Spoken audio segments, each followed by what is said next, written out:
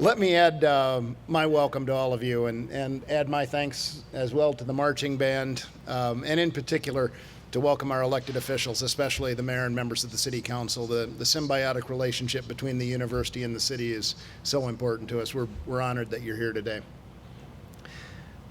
The first sentence that I wrote for this speech originally said that the fall address is always special. And I took that sentence out because I don't believe it's true. Fall is special, certainly. The return of students to our classrooms, the energy that courses through the veins of the campus, the sense of renewal, that's all special. The all-university picnic with its symbolism of the trials through which we've persevered and the accomplishments that we celebrate, that's special.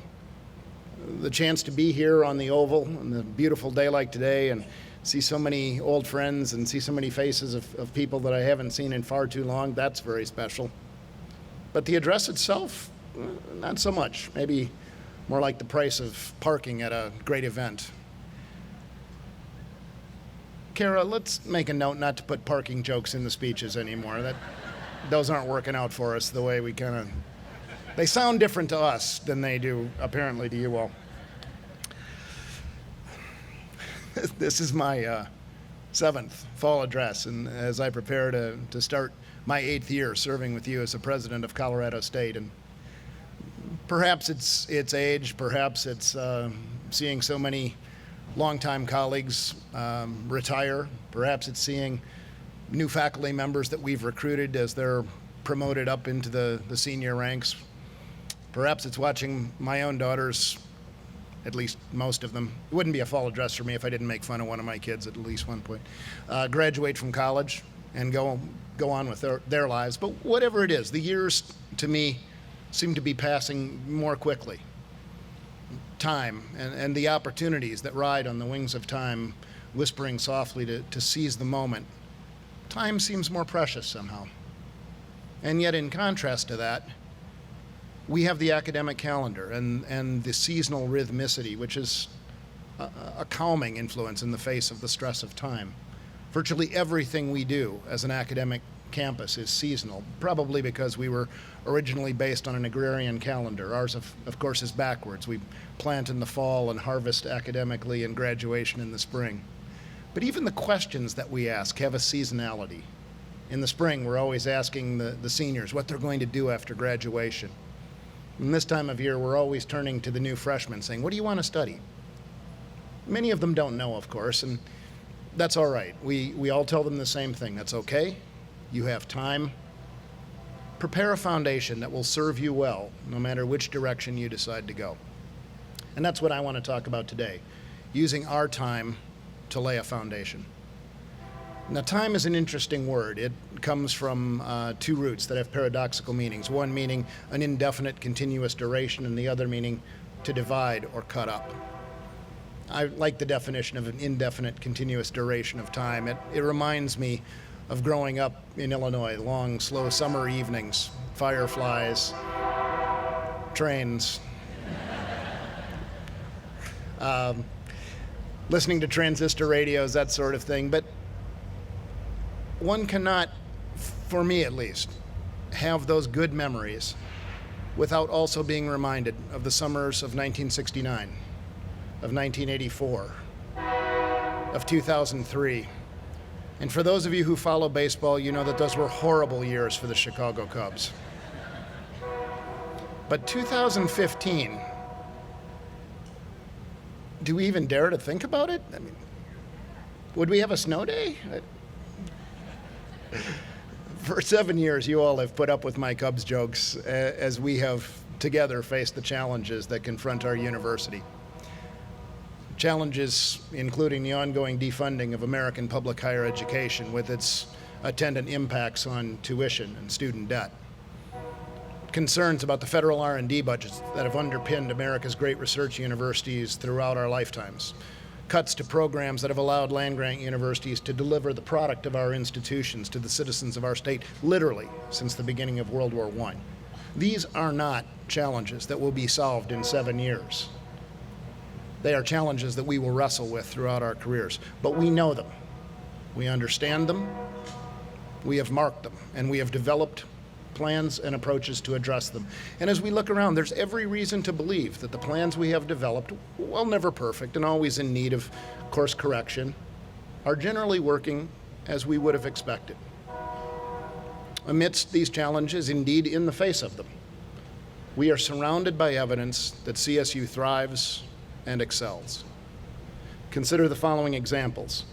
Enrollment is incredibly strong this year as we welcome the largest, most diverse, and among the most academically qualified classes in the history of Colorado State University. A class, absolutely.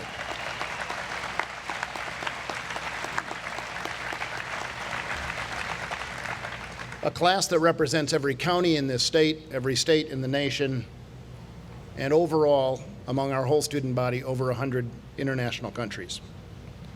1 in 3 of those students entering this class are the first in their family ever to go to college.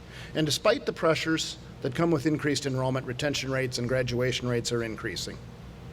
The numbers of CSU students who have international experiences like studying abroad has more than doubled in the past 10 years.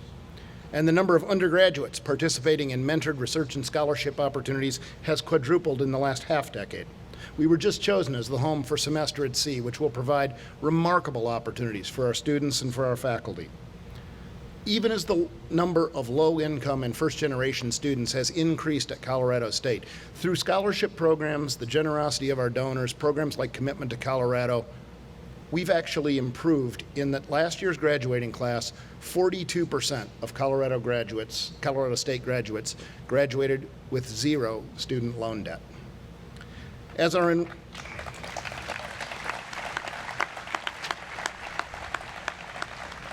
With growth in enrollment, our faculty has grown as well. We've kept our ratio steady at 16-1, adding 40 new faculty positions in last year's budget, and the productivity of the faculty was again reflected by another year of research expenditures in excess of $300 million. We have continued to reprioritize and re-energize our commitment to outreach and engagement. Extension now serves every county within the state of Colorado, and this year, I think Associate Vice President of Engagement, Kathea Reynolds, deserves particular attention for her work in establishing engagement hubs for regional centers that help bring the entire CSU system to bear on community economic development needs around Colorado. We've invested $1.3 billion in the facilities and infrastructure of this campus since starting with the University Center for the Arts. New academic buildings, dorms, student facilities, parking structures, event and athletic facilities, a new medical center, all now underway. Our athletic programs made extraordinary progress. Last year in volleyball, football, and men's and women's basketball, they won 81% of their contests, the highest winning percentage of any Division I school.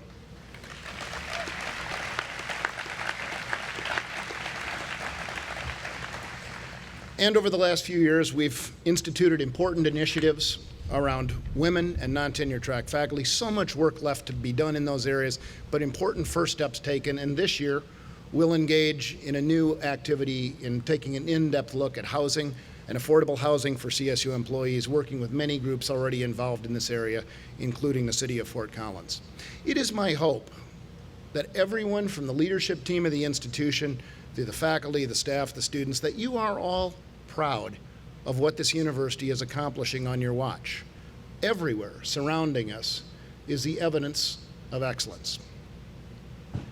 But because we can excel at our fundamentals, because we understand the challenges that are facing us, I believe that gives us a responsibility to look past just our moment and to look to the future, to ask figuratively, what do we want to study? Who do we want to be? What foundation do we wish to lay for those who will come behind us? In 5 short years, CSU will celebrate a milestone birthday, 150 years old. The people who were here at Colorado Agricultural College that first day could not have imagined the great university that would grow from the seeds that they were planting. Just as we, given the pace of change, can probably not imagine what CSU will be like a century and a half from now. But we can, as they did, lay a foundation that will support change and evolution, even disruption and revolution. Look for a moment around this oval. This is the spiritual heart of this campus. All of our alumni have a memory of this place. And yet, throughout the year, so many people come and gather here. Members of our community and our university. There are picnics, there are photographs, there a time for thoughtful reflection, a little study. There are weddings here. We host an all-university memorial service every fall, and it all happens under the shade of these majestic American elms, some of which date back to 1881. But in my office are hanging some old photographs that were taken before these trees were here. It was a time when this was a field where grass hay was harvested. Over a century ago, someone stood on this spot and decided to plant trees. Trees that they would never live to see attain their full height and glory. A gift, if you will, from that generation to distant generations not yet born. And today we have that same opportunity. We have the opportunity to decide what gift, what legacy we will leave to those people who will stand on this very oval 150 years from now. We can't know their names. We'll never see their faces. We don't even really know what they will be studying. But we do know this. For good or ill, they will build on the foundation that we leave them today. And that means for us, time cannot be an indefinite continuum. That means we must adopt a sense of urgency because there is work to be done on our foundation. Provost Miranda has been and will be continuing to work with the leadership of the Faculty Council to make some modifications in our strategic planning process, particularly around the Strategic Plan Area Review Committees, or SPARCs, that have characterized our strategic planning efforts over nearly the last decade. While the process may change slightly, the basic areas that we attend to in the strategic plan will remain the same because they're what defines us as a university. Teaching and learning that is student-centric, research and discovery that has a global impact, outreach and engagement that changes lives both locally and around the world, faculty as a foundation, a strong, inclusive campus culture and climate, and a commitment to be accountable and sustainable. These are the cornerstones of our strategic planning, the stars by which we navigate. And yet, you can chart more than one course from the same set of stars. And I believe that the path that we choose to navigate has everything to do with the character and the culture of this university. Colorado State has always chosen to navigate paths that are marked by excellence, not just in some things, but in everything that we do. We could, for example, have put around a few extra recycle bins and called that a commitment to environmental sustainability. But we answered the call, the charge, that our faculty, our staff, and our students put forth. We look deep at our practices and our policies. And as a result, we're widely considered one of the most environmentally sustainable universities in the country, the first ever to receive a STARS rating, a platinum rating through the STARS system.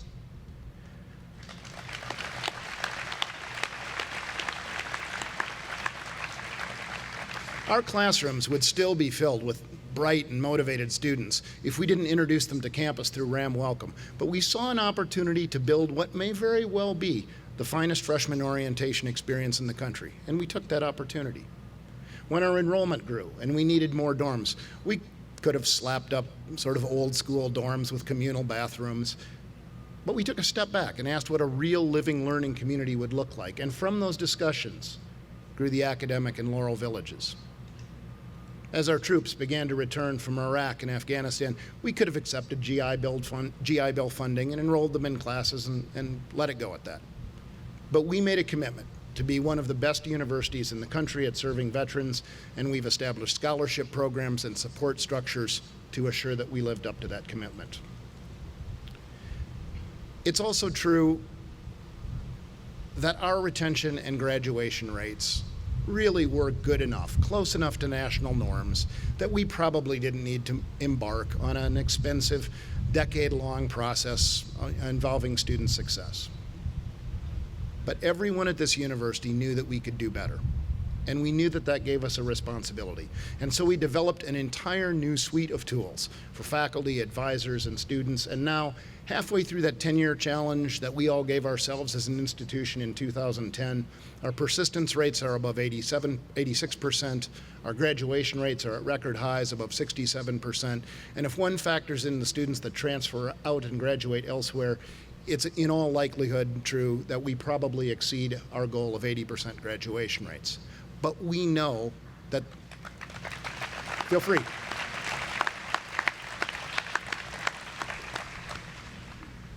But we know there is also more that we can improve. And that's why this year, under the leadership of Paul Thayer and Alan Lamborn, Barb Musselwhite, Gade DiGregorio, and really so many other people, we'll be engaging in a conversation to ask how we can eliminate the first-generation graduation gap and set a new national standard.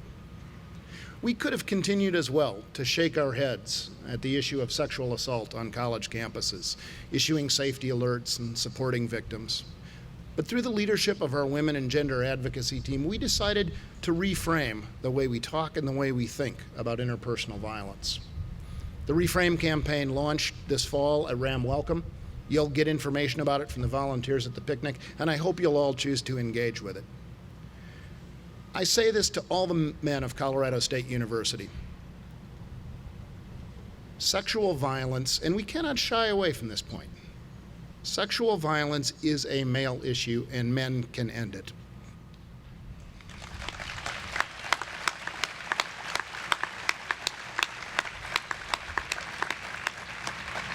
Sexual violence has nothing to do with building up or with being a man.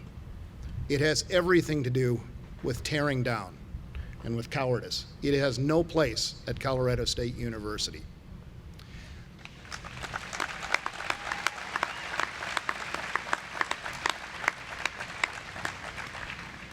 So I'm asking each one of you to join me. Join me in It's on Us. Join me in Reframe. Join me in standing up and speaking out. Let's end the silent culture that allows this disease to hide in the dark places where it likes to live. We can end sexual violence. Not someday, not tomorrow. Let's end it now.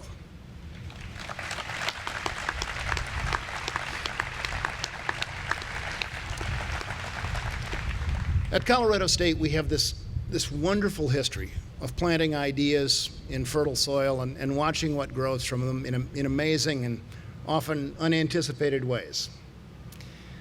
Some things we harvest almost immediately, others take longer to get here. The elms around the Oval have taken over a century to reach this point in time. But there comes a point after we plant something where we look back and we see that persistence, patience, and hard work have paid off, and they've resulted in a real, an important, and a lasting impact. The seedlings that we planted have grown above our heads, grown out of our reach, and their branches now interact in ways we could not have imagined. So as we look forward to Colorado State's 150th birthday, we come back to that question. What ideas, what seeds will we plant today? To help us answer that question today, we announced the launch of an initiative called Re-envisioning Colorado State.